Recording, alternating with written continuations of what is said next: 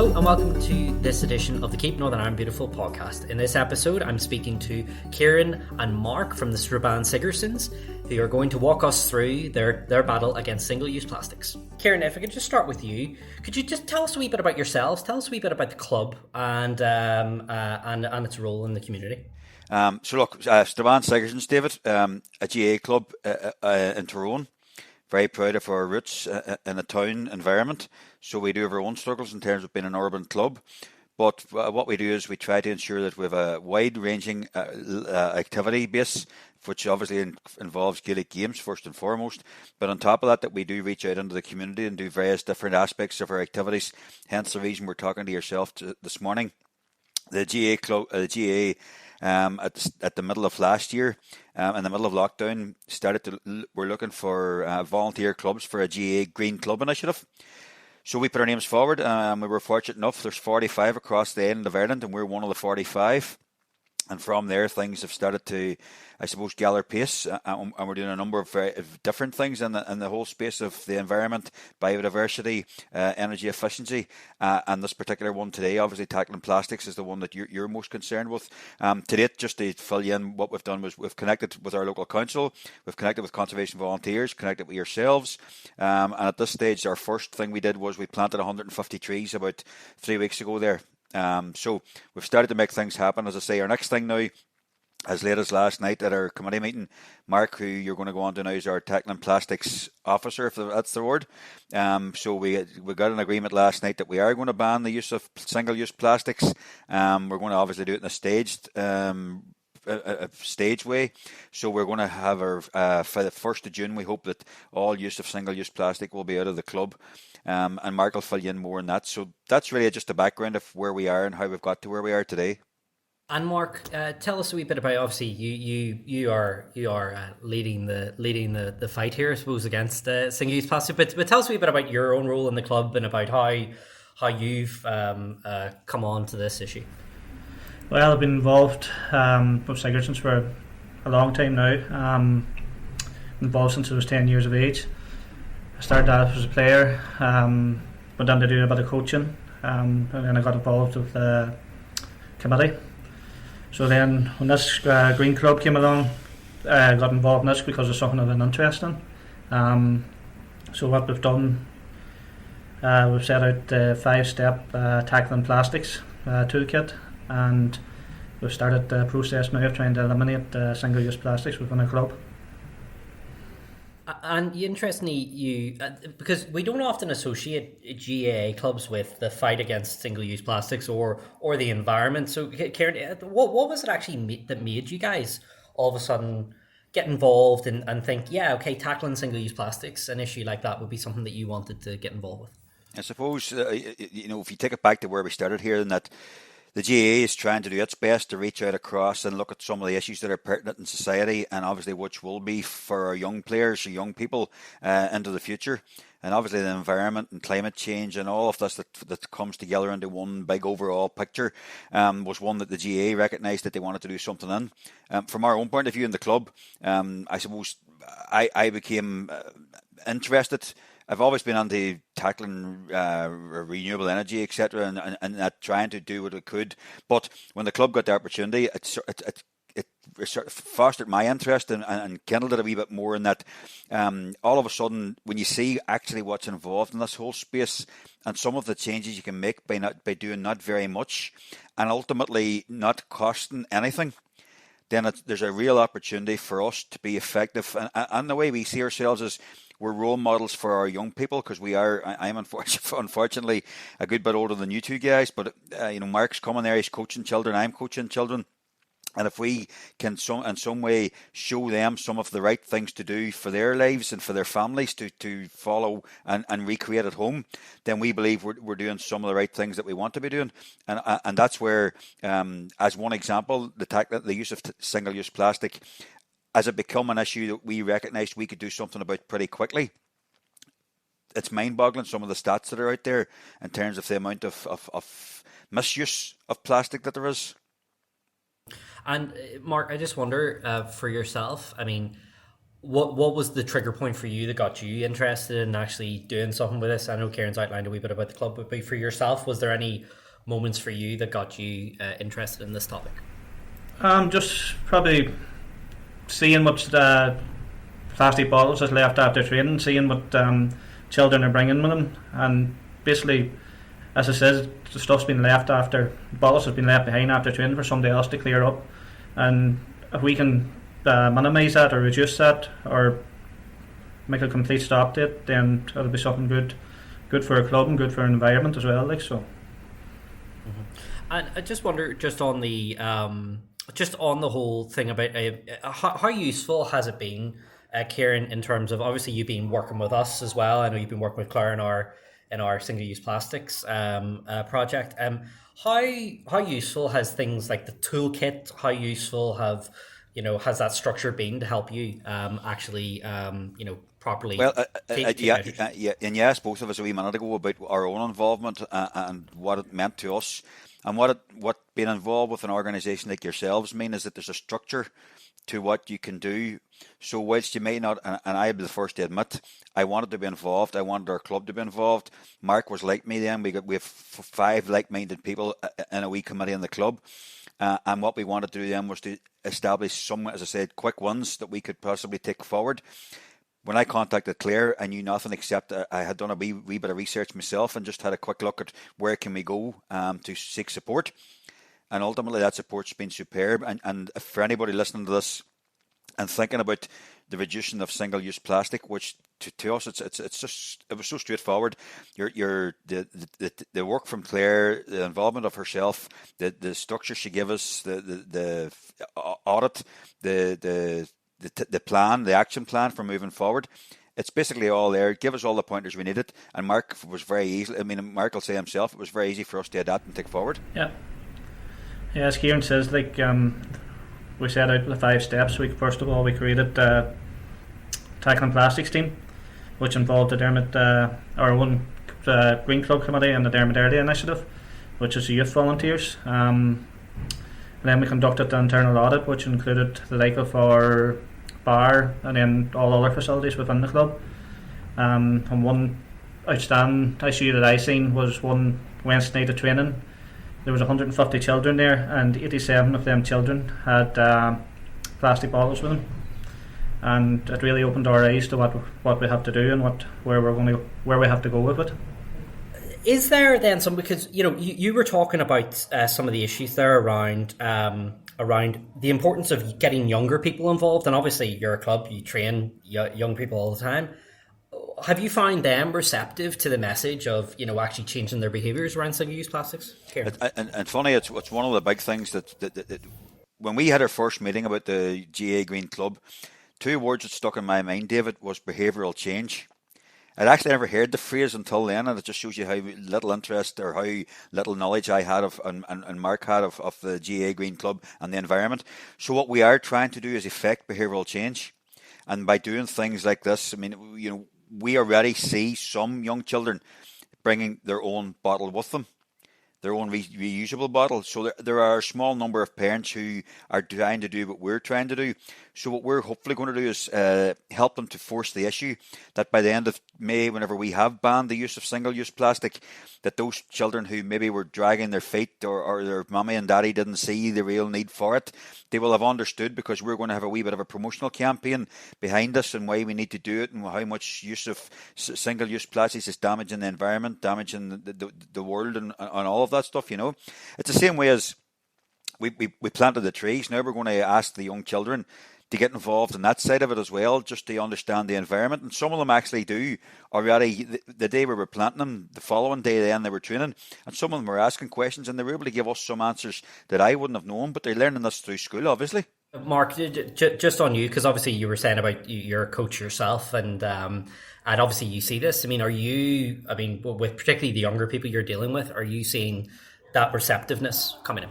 Oh, big time. Like as it says there, last 2 weeks ago now, on a Wednesday night, one part of the audit we done, there was 150 children there, and 87 of them had the single-use plastic bottles with them. And if you take a walk around after training, you'll see a hell of a lot of them bottles lying about the club grounds. Like so, And of course, one of the things about dealing with younger people is it's often when they see their friends doing something, they'll follow on, and often if it's because sport is such a big formative part of all of our lives, you do tend to pick up those habits. Just in terms of the plans that you guys have as a club. So Ciaran, you were telling us last night, the night before recording, so that would have been Monday night. You've made the decision to ban single-use plastics outright. What other plans do you have for the future in terms of taking this initiative forward? I mean, I know you're planning on doing this in stages. So when are you hoping to have this completed? Well, certainly, one thing I should have mentioned, and it's probably important, in that you mentioned young people, and it's quite a lot of what we're talking about, young people. And Mark would have touched on just a wee bit earlier there about the Dermot Early initiative. That initiative involves young people from 15 to 18-year-old. And there's actually a group of them have got involved with us in this, David, the whole way through the process. So they were involved in the planting the trees, they're now involved in the tackling plastics. And I just wanted to recognise them for the work that they've been doing, because these are young people who are going to be the leaders of the future. And they have actually decided that the environment and tackling plastics as an example is something that's very important to them and their own young lives. So that's to be applauded, I think, as well, and just to be recognised. But how we see ourselves moving into the future, the easiest one for us is the ban the single-use plastic, because that's a lot of children bring the water bottle to training, right? So the next thing we're going to do, and Mark's going to take it forward, is that we're going to actually enable them, because we're going to purchase a number of the bottles ourselves, the reusable bottles, and we're going to do that over the next couple of weeks as well. We see ourselves then, we have opportunities whenever the club reopens again. We will be involved in things like making refreshments after matches, as you do, especially in the adult games, and people are travelling from quite a distance away. So we would hope by that stage that we've got ourselves into a shape in the club where we're no longer using the plastic and the cutlery, the old stuff that that would have been used, and we're sourcing, and Mark's able to, thankfully, through his own work environment, find out some of this for us. So we're sourcing the types of plastics and that we can, if we have to use plastic, reuse. But we are trying to move away from it and use the combustibles as best we can. And that will be very important in our social aspect of what we do as we move forward. Yeah. And Mark, I just wonder for yourself, I mean, in terms of plans going forward, is there anything that you're looking forward to doing? Because obviously, I've been in this situation in any clubs I've been in, where people look to you to implement this. So what plans do you have for the future? As Ciaran says, the phrase behavioural change. We're looking forward to the young people changing their behaviour, basically, and what their perception around single-use plastics. Encourage them, as we say, we're banning it from the 1st of June, phasing it in. Just basically encourage them.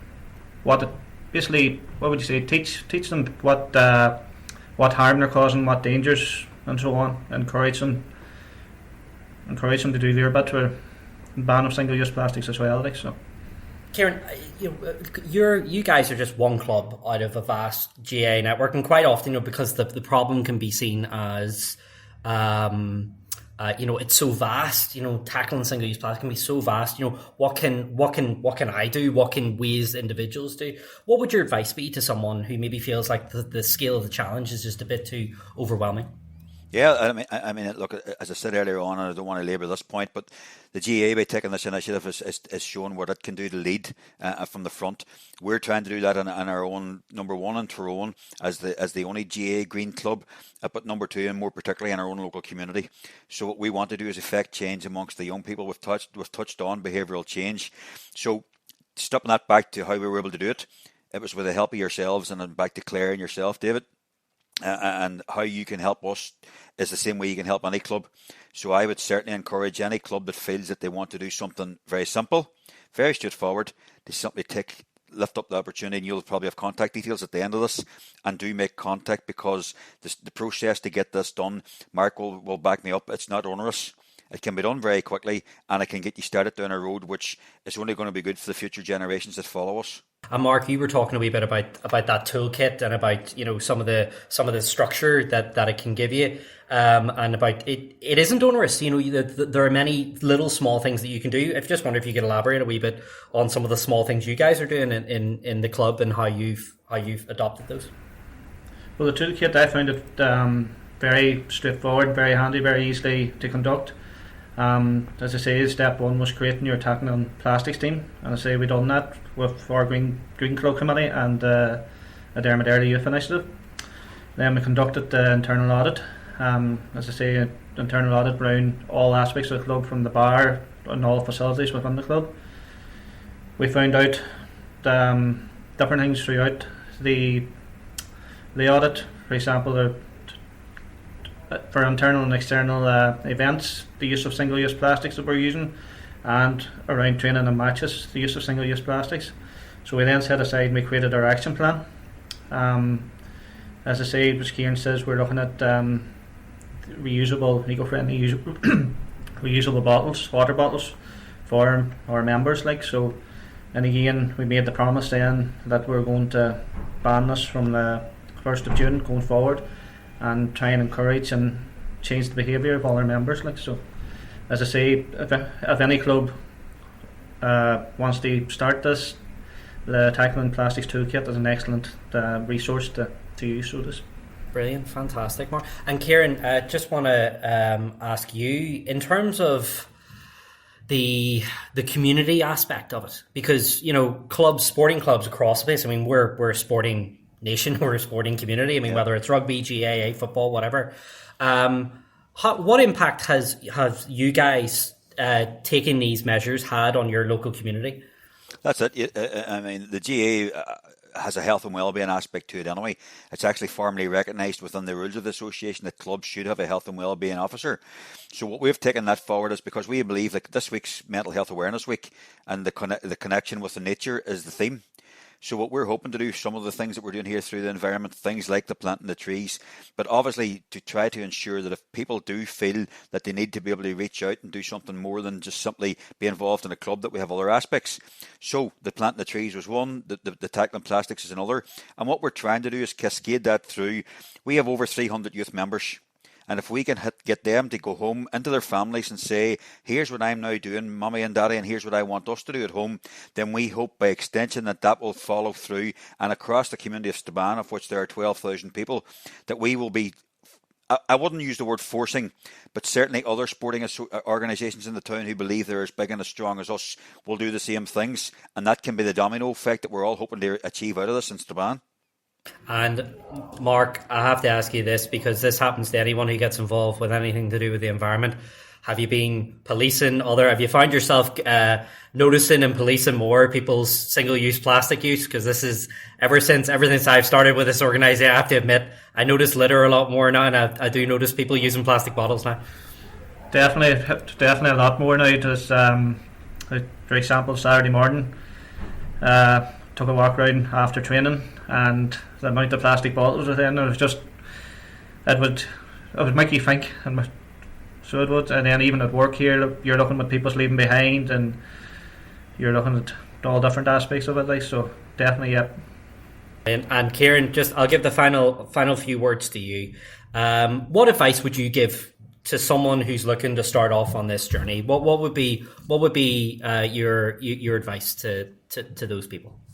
I think, the specific focus today is tackling single-use plastics. And without doubt, the single piece of advice would be get on the email, pick up the phone and contact you guys. Take the support mechanisms that you can offer, the templates, the interpersonal skills, the advice, your knowledge of the whole area. And with that, work in partnership to get the results that you're hoping to achieve. Well, thank you very much for your insights from you both. Today, I've been talking to Ciaran and Mark from the Strabane Sigersons about their battle against single-use plastics. We made reference to the toolkit, which is available on the Keep Northern Ireland Beautiful website. You can access that at www.keepnorthernirelandbeautiful.org. Thank you very much for listening.